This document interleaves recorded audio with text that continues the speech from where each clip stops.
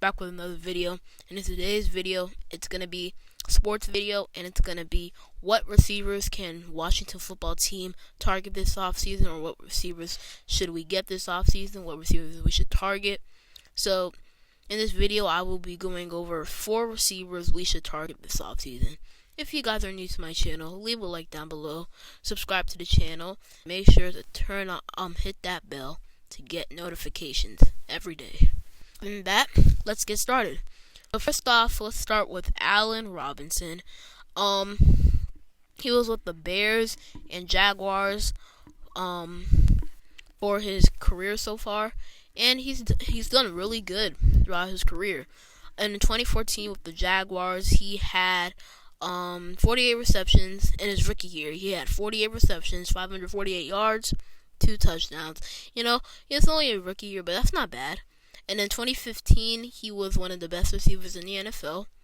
80 catches and 1,400 receiving yards, 17.5 average per catch, and 14 touchdowns. That's crazy. And he had Blake Bortles as his quarterback. Blake Bortles. So, Blake Bortles was trash, so, that's really impressive. And in 2016, he kind of had a dip, but I can't blame him. He had Blake Bortles. Once again, I'm going to say it. And he had 73 catches, 883 yards, 6 touchdowns, which is not bad at all. And in 2017, he was out for the year. He played 1 game. He had 1 reception for 17 yards.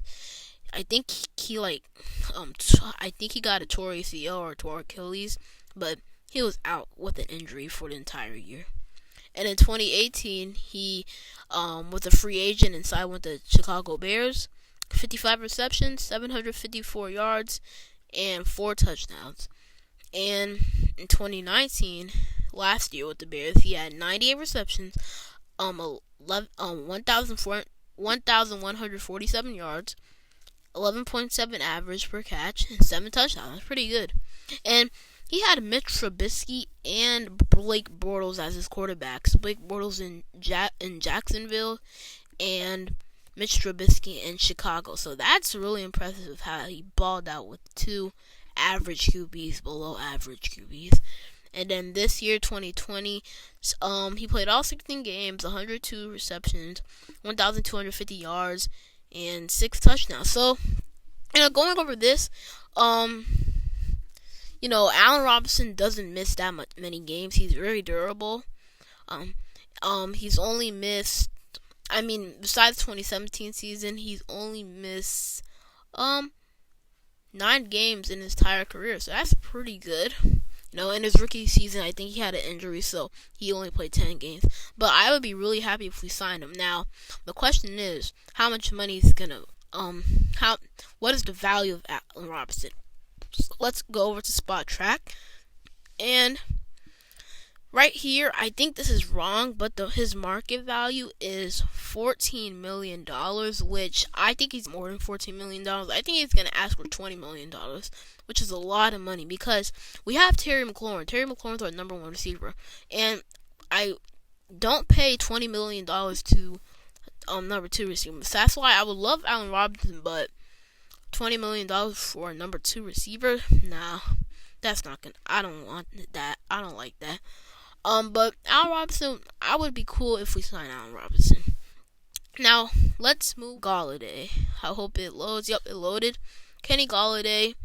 He was with the Lions his entire career. He was with Marvin Jones. So, yeah. So, let's read his stats. In 2017, as a rookie, he played 11 games, 28 catches, 477 yards, and 3 touchdowns. The impressive thing about that is that even though he only played limited opportunities in his rookie season, he only had 28 catches for 477 yards, 3 touchdowns. That's impressive. That's really good. And then 2018, 2019, back-to-back 1,000-yard receiving years. He played 15 games in 2018, 70 catches, 1,063 yards, 15.2 average, 5 touchdowns. So that's really good. 2019 was his best year of his career. 16 games, played all 16 games, 65 catches, 1,190 yards, 18.3 per catch, 18.3 average per catch. His longest reception was 75 yards, and he had 11 touchdowns.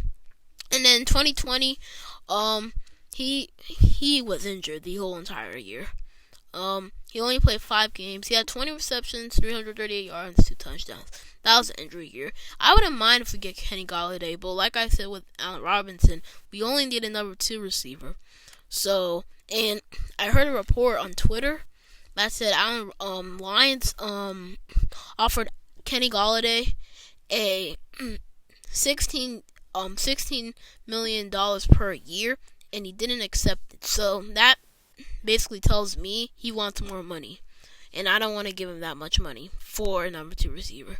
So let's move on to Curtis Samuel. For it to load, Curtis Samuel would be a very good fit for this team because he's a pretty good receiver, but he's not a number 1 guy. He's a number 2 guy, and he can also play in the slot and is very versatile. So he's really good. So let's read his stats. In his rookie season, he's very durable too. In his rookie season, only played 9 games, limited opportunities, 15 catches, 115 yards, and yeah, I mean it's his rookie season. I think he was drafted in the 2nd round, so they just wanted to give him time. And in 2018, I think he was starting in the slot. 13 games played, 39 catches, 494 yards, and 5 touchdowns. Pretty good. 2019, he keeps getting better every year. That's why what I like about Curtis Samuel. He gets better every year.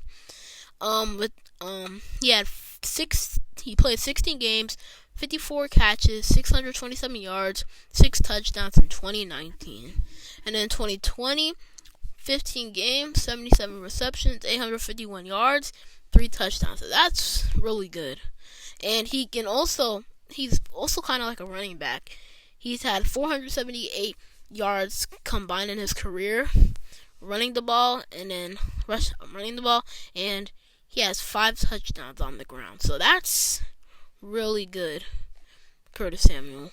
He did some kick returning in 2018, 2017, but he stopped in 2020 and 2019. So Curtis Samuel, I like Curtis Samuel. I would not mind if we get him. I actually will be really happy if we get him. So I hope we can get him. I think his market value, I don't know if he's on here. There goes Corey Davis. Curtis Samuel, his market value, yes, this is wrong. I don't know why.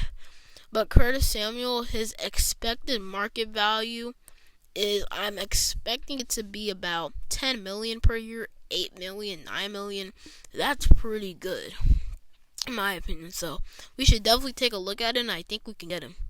Next up is the last receiver I think we should target. There's more receivers we can target too, but these are my top 4. Corey Davis had a really good season this year. In 2020, he played 14 games, 65 catches, 984 yards, 5 touchdowns. In 2019, he played in 15 games, 43 yards, 601 yards. 43 catches, 601 yards, and 2 touchdowns. In 2018, he played in all 16 games, 891 yards, 65 catches, 4 touchdowns. And in 2017, his rookie season, he was injured. He played in 11 games, 34 catches, 375 yards, 0 touchdowns. Actually, looking at Corey Davis' stats, he's not that bad. People have been saying he's been a little not that good. And yes, I agree. He was drafted 5th pick in the 1st round in the NFL draft in 2017. So, he hasn't been playing up to the hype, but he's playing pretty good. So I think we should take a look at him. I think his expected market value is about 11 to 12 million, and for a number 2 receiver, that's pretty good, in my opinion. So I think we should take a look at Corey Davis. I think we should get him, honestly. Curtis Samuel and Corey Davis, that's good. With Terry McLaurin, yeah, really good trio of receivers. Look at the other free agent receivers, and I'll get out of here. Alright, so we have AJ Green, not really. T.Y. Hilton, no. Larry Fitzgerald, probably going to retire. Sammy Watkins, no. Marvin Jones is an interesting one. I would like Marvin Jones, actually. And then the other receivers on here too. Will Fuller, I don't mind, but I don't really want him.